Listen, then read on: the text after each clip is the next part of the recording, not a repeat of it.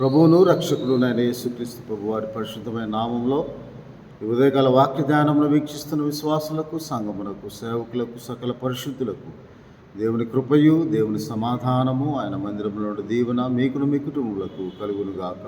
ఆమేన్. ఉదయకాల వాక్య ధ్యానము రోమాపత్రిక 8వ అధ్యాయము 26వ వచనం. అటువలే ఆత్మయు మన బలహీనతను చూచి సహాయము చేయుచున్నాడు. ఎలయనగా మనం యుక్తముగా ఎలాగూ ప్రార్థన చేయవలనో మనకు తెలియదు, కానీ ఉచ్చరింపశక్యము కాని మూలుగులతో ఆ ఆత్మ తానే మన పక్షముగా విజ్ఞాపన చేయుచు ఉన్నాడు. అపోస్తలుడైన పౌలు చాలా వివరంగా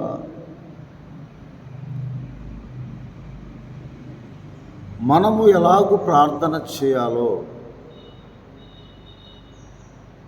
అనగా మన బలహీనతలలో మనం ఎలాగూ ప్రార్థన చేయాలి.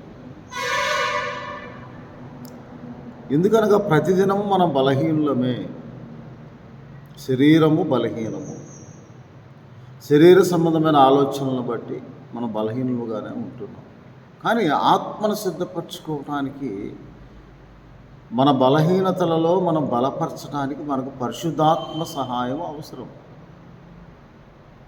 ఎందుకనగా మన బలహీనత యందు మనం బలపడాలి అంటే ముందు పరిశుద్ధాత్మ దేవుడు మనం ఎటువంటి బలహీనతల్లో ఉన్నప్పటికీ ఎంత బలహీనతలో ఉన్నామో మనకు తెలియజేస్తాడు. ఏ విషయంలో బలహీనంగా ఉన్నామో తెలియజేస్తాడు. మన బలహీనతలను మనము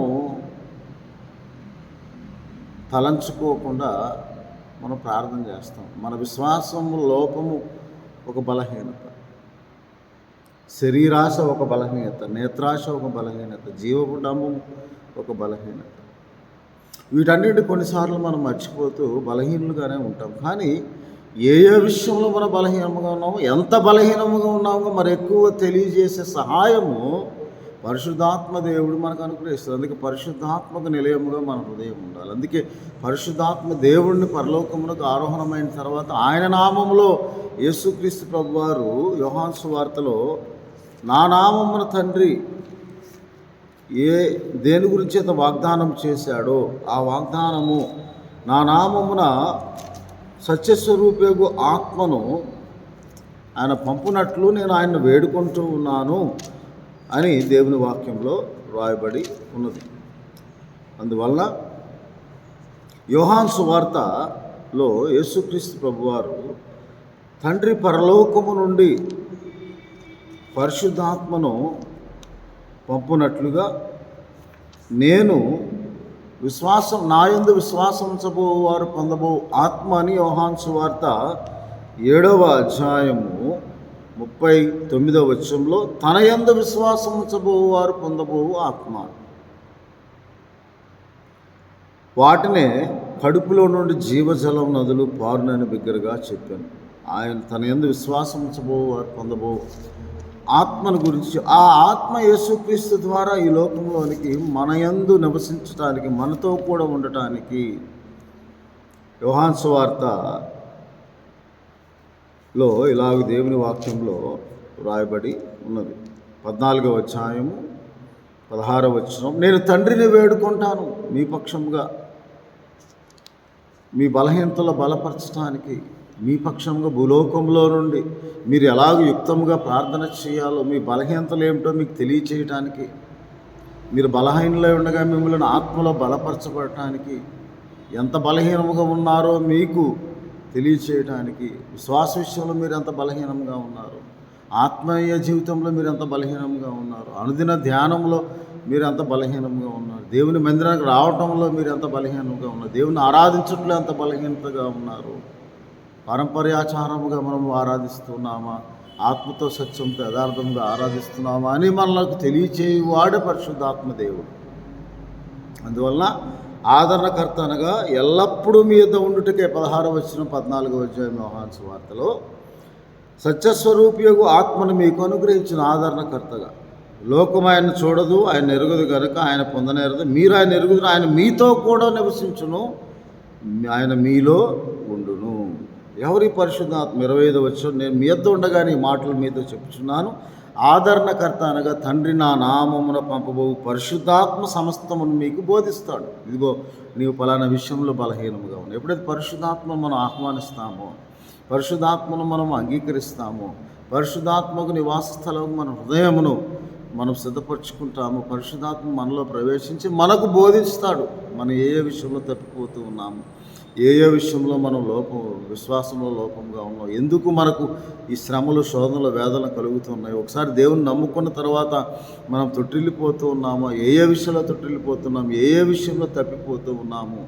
ఒకసారి యేసుక్రీస్తు ప్రభు నామందు విశ్వాసం ఉంచి ప్రారంభంలో మనం బాగానే ఉంటాం, కానీ రాను రాను మన భక్తి చల్లారిపోతూ ఉన్న సమయంలో మన ప్రార్థనా జీవితమును, మన బలిపీఠమును పడద్రోయబడి ఉన్న సమయంలో ఎప్పుడో ఏదో ఒక శోధన సడన్గా వచ్చినప్పుడు మళ్ళీ దేవుని దగ్గరకు వచ్చి మళ్ళీ ప్రార్థించి మళ్ళీ మర్చిపోయే విధంగా కాకుండా పరిశుద్ధాత్మ దేవుడు మనల్ని విశ్వాసంలో స్థిరపరుస్తాడు. మన బలహీనత ఏమిటో, ఎంత బలహీనంగా ఉన్నామో తెలియజేస్తాడు. కాబట్టి అది యేసుక్రీస్తు ప్రభు నామంలో ఉన్న పరిశుద్ధాత్మ మనకు అవసరం.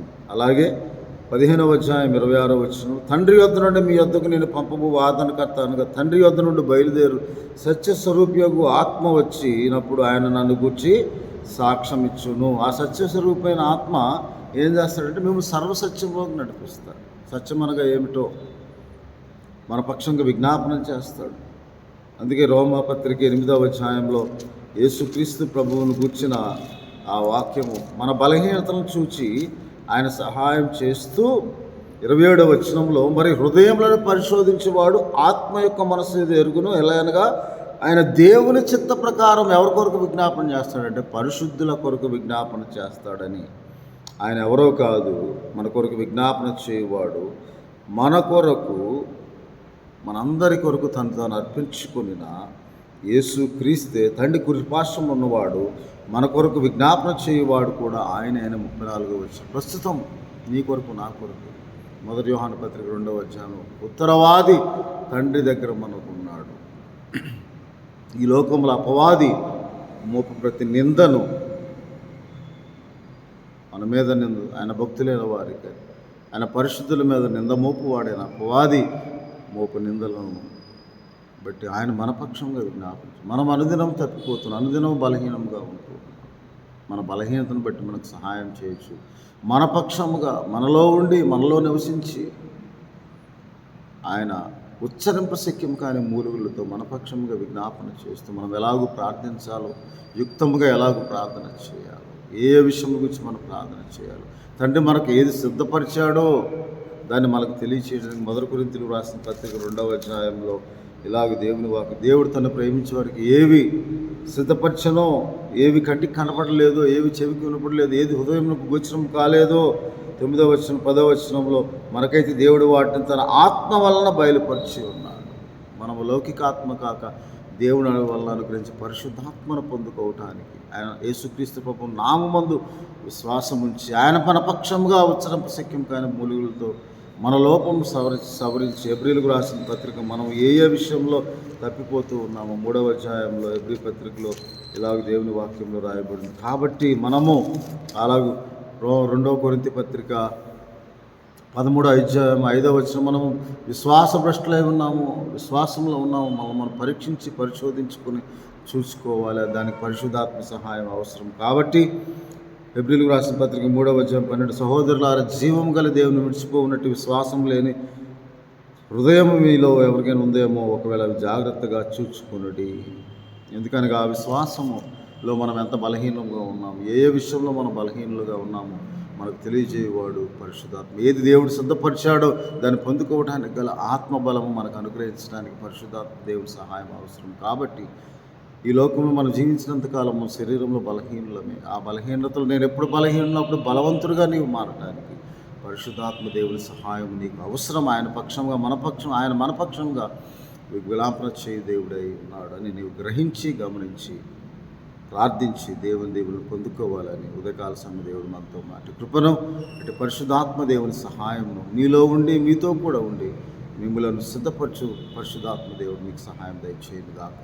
ఆమె ప్రభానికి స్తోత్రాలు. కృపగల దేవుడవు, దయగల మా తండ్రి, పరిశుద్ధాత్మ దేవ తండ్రి అయిన దేవ, కుమారుడు అయిన దేవా మీకు స్తోత్రాలు. ఈ వీడి ద్వారా వీక్షిస్తున్న ప్రతి ఒక్కరు, అవును తండ్రి, మేము ఎలాగూ ఉచ్చరింపశక్యం కానీ మూలుగులతో మీరు మా పక్షముగా యుక్తంగా మేము ప్రార్థన చేయలేని సమయంలో మమ్మల్ని బలపరిచి సహాయం చేయొచ్చును దేవా. మీకు స్తోత్రాలు చెల్లిస్తూ, ఏ విషయంలో మేము బలహీనులుగా ఉన్నాము, ఎంత బలహీనంగా ఉన్నామో తెలియజేయ దేవుడు తండ్రి. మేము బలపరచండి, సహాయం తెచ్చండి. మీ కృప లేనిది మేము జీవించలేము మా ప్రభువా. మీకు స్తోత్రాలు చెల్లిస్తూ వీడి ద్వారా వీక్షిస్తున్న ప్రతి ఒక్కరికి అటు ఆత్మ సహాయం దయచేయమని ప్రభువును రక్షకుడైన యేసుక్రీస్తు వారి పరిశుద్ధమైన నామం ప్రార్థన చేయించున్నాము తండ్రి. ఆ తండ్రి అయిన దేవుని ప్రేమ, ప్రభువును రక్షకుడైన యేసుక్రీస్తు వారి కృప, పరిశుద్ధాత్మనిచ్చే ఆదరణ, అన్యోన్య సహవాసం దేవుడు మీకు తప్పక సహాయం చేసి మన పక్షంగా విజ్ఞాపన చేయ దేవుడు మనకు ఆయన సన్నిధిలో సమాధానం, సంతోషం, ఆనందం, జీవములు గ్రహించి ఆశీర్వదించును గాక. ఆమె దేవుడు దీవించును గాక. ఆమె.